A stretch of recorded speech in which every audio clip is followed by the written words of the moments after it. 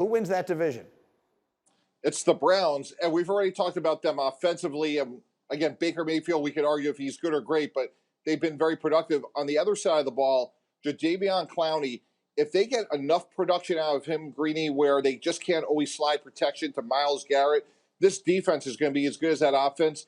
This is a team that could compete in the AFC deep into the playoffs. Absolutely. Look, they also drafted really well on the defensive side of the ball, first and second rounds of this year's draft. They could be a whole lot better. Domonique, how about you? Who wins that division?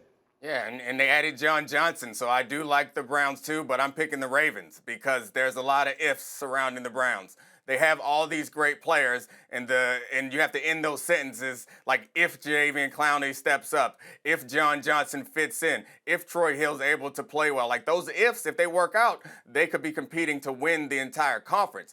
But as far as the Ravens are concerned, there aren't any ifs except if they can keep doing what they've been doing for the past, 3 years now. So I suspect that defense is going to keep playing well because they always do. That secondary is as good as it gets in this league, which allows them to blitz the hell out of opposing quarterbacks. And Lamar Jackson is going to keep running the ball well and maybe get a little bit better with the consistency on the downfield passing. So I trust that organization much more than I trust the Browns. One vote on either side of the ledger. Kimberly, which side you go? I'm going Browns, and I'm glad Domonique brought up trusting the organization, because the reason I believe in the Browns is actually has nothing to, I shouldn't say nothing to do with what's on the field, but it's really about the front office and Kevin Stefanski. We've been here before with the Browns. This team that seems on the verge of being good, and then they take a step back. I actually think Andrew Berry and Kevin Stefanski, I think they have this organization headed in the right direction, and you've seen Baker take steps. I think they'll take another one this year. I think that's a really important point because this is the franchise that for so many years couldn't get anything right.